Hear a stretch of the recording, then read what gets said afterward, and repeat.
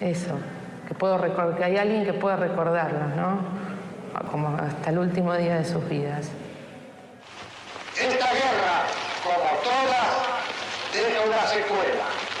Tremendas heridas que el tiempo, y solamente el tiempo, puede restañar. Ellas están dadas por las bajas producidas. Los muertos, los heridos, los detenidos, los ausentes para siempre. En el Vesubio habré estado 4 meses, 3 meses. Después pasé a un batallón militar y después pasé a Devoto. Y ahí veo a Alejandra y mando a preguntar qué es lo que pasa, qué es lo que había pasado. Y ahí me entero de que ellos habían desaparecido, que Mauricio y Juan Carlos habían desaparecido y que habían chupado a muchos chicos de la secundaria.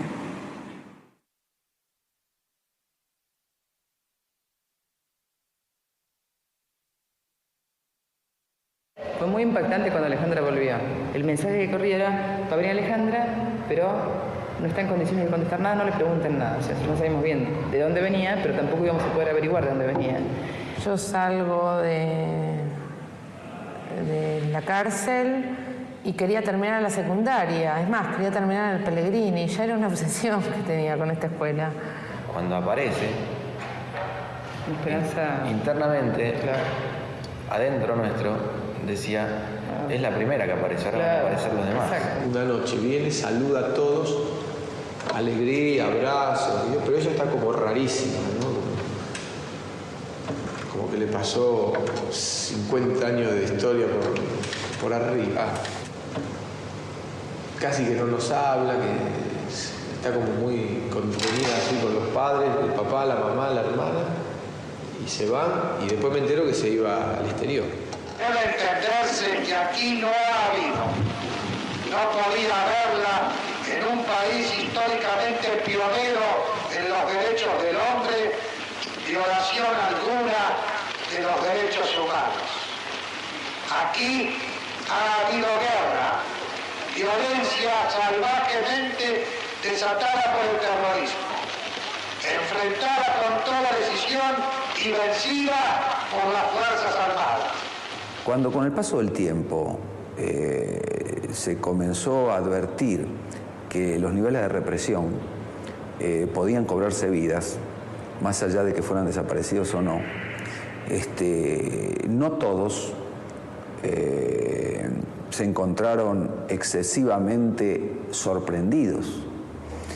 Por otro lado, el gobierno militar recordaba permanentemente que se había puesto fin a la guerra civil, a una guerra sucia. Entonces, algunos pudieron consolarse pensando que era el costo menor. Tengo un recuerdo de una discusión, decía, en el año 79, patio del colegio a la noche, frío, sería el año 80 en realidad, con un chico cuyo padre era militar. Y me acuerdo de una discusión sobre las madres de Plaza de Mayo. La discusión como se planteaba en esos términos, en los términos en los que se planteaba la discusión en esa época, que era si eran madres de terroristas o no. No era como hoy nosotros podemos decir, había militantes, hubo una represión ilegal en la Argentina a esos militantes y hubo terrorismo de Estado. Eso no existía en esa época.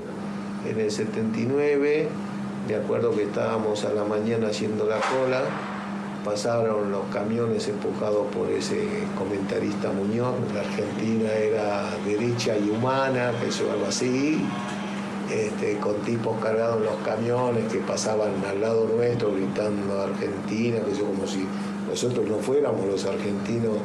Esa creo que fue la primera vez que ahí pensé que efectivamente no había más cosas que esperar, porque pasó un Ford Falcon con unos tipos adentro mostrando unos lacitos negros como de luto. Pero en enero del 80, la hija mayor nuestra, que vino a casa en un momento, sonó el teléfono y ella lo atendió y alguien dijo: estoy en Ezeiza, voy a subir un avión, a Mauricio no lo busquen más.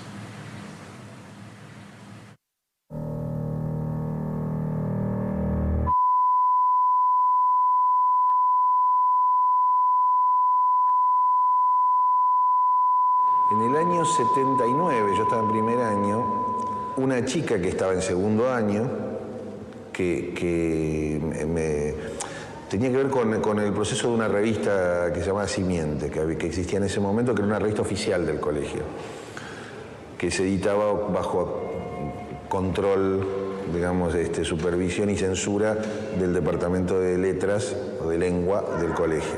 Y yo me acuerdo que se le hace una entrevista a un músico argentino que había vuelto de España y donde él contaba que él estaba prohibido, eso estaba tachado. Y eso fue la primera experiencia visual de la censura. Pero eso derivó en una reunión que se hizo para pedir la abolición de la censura en la revista Simiente. Están prohibidas las peticiones colectivas. Y esa fue la respuesta. Es decir, no se podía peticionar colectivamente nada. Paradójicamente eso fue el puntapié inicial para Bola. Creo que Bola sale inmediatamente después de Malvinas. Y la revista tuvo una repercusión muy grande. Paralelamente venía la reorganización del Centro de Estudiantes y había un clima de efervescencia en el país que también te iba acompañando. ¿Por qué tiene que faltar y no saber dónde los tenemos? La juventud que estudió, a saber dónde está y nunca más supe nada. 2 años va a ser. Que todavía no sé dónde está mi hijo. Se han muerto nuestros hijos, que nos digan, pero que no nos dejen en esta incertidumbre. Yo tengo 2 hijas desaparecidas. Yo me acuerdo que me enteré mucho en las rondas de los jueves en Plaza de Mayo. 82, 81. Y un día me encuentro con Débora, que llegó de Estados Unidos, que estaba viviendo allá y venía a pasar 15 días y fue un abrazo y contarme toda una parte que para mí era una novedad absoluta. Eso a su vez yo lo transmitía al grupo. A algunos no les interesaba, otros sí, porque también pasó que fueron creciendo y los que no tenían mucha participación militante, sí tenían hoy una conciencia política y un despertar de, bueno, ¿qué mierda estuvimos haciendo que nos pasó esto? Uno no era consciente de cuando vos sufrís o sufrías este disciplinamiento excesivo, digamos, esta cosa medio cuartelera que había en el colegio, no eras consciente de que eso era normal. Digamos, porque la sociedad funcionaba así en esa época. Porque en la época de la dictadura, no es que había un cartel que decía usted está en la época de la dictadura, recuérdelo desde que se levanta hasta que se va. No era. En la época de la dictadura veías la tele, escuchabas música, te ibas de vacaciones con tus viejos, te metías de novio con una chica, te emborrachabas por primera vez. Todo eso también ocurría en la época de la dictadura. La época de la dictadura no era una cosa que impregnaba permanentemente todo abiertamente, de un modo abierto. Digamos, cuando eso se empieza a agotar, cuando empieza la retirada después de Malvinas, empezás a notar que todo eso era un disparate, que muchas de la manera de vivir, de la vida cotidiana que tenías, era un delirio. Cuando voto por primera vez y sucesivas veces, nos parecía esto de votar después de la dictadura como un hecho revolucionario en sí mismo. Y me hice este planteo cuando tuve que votar. No votaba solo por mí, me fantaseaba como que tenía una especie de discusión o de análisis junto con ellos, imaginario, ¿no? ¿Cómo pensaría Rubén? ¿Qué opinaría Juan Carlos? ¿Qué diría Mauricio? Y claro, el 83-84 fueron los años, yo creo que fueron los años más felices de mi vida. Cuando entró Alfonsín, en ese año me fui, pero de chiripa. Yo sabía que las cosas iban a cambiar, porque lo que yo había hecho era un orden especial que posiblemente podía ser un poco fuerte para los chicos, pero no era fuerte, porque yo no molestaba a nadie. 10 días después de haber asumido yo, me anuncian que estaban queriéndome ver gente de la policía. Y esta persona, que era un oficial de la Policía Federal, cuyo nombre me voy a permitir reservar, me dijo, pero con absoluta y total naturalidad, que venía para que le diera los nombres de los chicos que conformaban el centro de estudiantes. Cosa que obviamente yo no le iba a dar. Yo le dije que cómo se le ocurría pedirme una cosa de esas. Pero me dijo que eso era lo habitual, que era lo común y que era lo corriente, que él estaba cumpliendo con una cosa, digamos, rutinaria, que le llamaba muchísimo la atención, que yo no le quisiera dar esos nombres, pero que bueno, que yo hiciera lo que quisiera. Escribal viene a vernos a nosotros. Él pide la primera reunión con el centro de estudiantes. Nosotros sentíamos que éramos Gardel. El centro de estudiantes estaba hablando con Escribal de los profesores cómplices de la dictadura. Era ya no solo era la toma de la Bastilla, el Palacio de Invierno, la Revolución de Mayo, era todo junto. Había muchos elementos progresistas, pero también había muchísimos elementos nefastos. En ese momento yo tomé una actitud que hoy, a la distancia, considero lírica, de dejar afuera tan solo aquellos que era absolutamente imprescindible dejar afuera. Una cosa es ser autoridad y otra cosa es ir a cumplir una función política. Yo no fui a cumplir ninguna función política, yo fui a cumplir una función académica. Si no hubiese seguido en el colegio me hubiera ido, o me hubieran ido, y sin embargo sigo estando. Tengo muchísimas dudas si no hubiera sido mejor haber hecho cirugía a fondo y dejar nada más que a la gente que podía colaborar en el proyecto democrático y no a aquella que tal vez aún hoy están, digamos, tratando de entorpecer el desarrollo del mismo.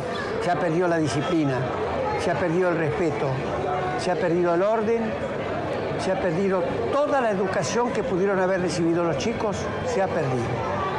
Para mí, porque conozco a muchos docentes que me dicen, vos no lo sabés, Cuando Mussolini hacía llegar los trenes en horario, suponía que eso era orden. A veces se une el concepto de disciplina con orden, ¿no? Que es una cuestión formal y exterior. Para mí, la autodisciplina es un elemento importante y en ese sentido me parece que, por un lado, la actitud nuestra es bastante comprensiva de la psicología de los estudiantes. Segundo, esa capacidad de adaptarnos al cambio de los tiempos, porque evidentemente hoy no es lo mismo, el chico de hoy no es el mismo chico de hace 10 años, ni siquiera a lo mejor el de hace 5 años. Yo ahora no podría ir a un colegio, no podría. Tenían uniforme, sí.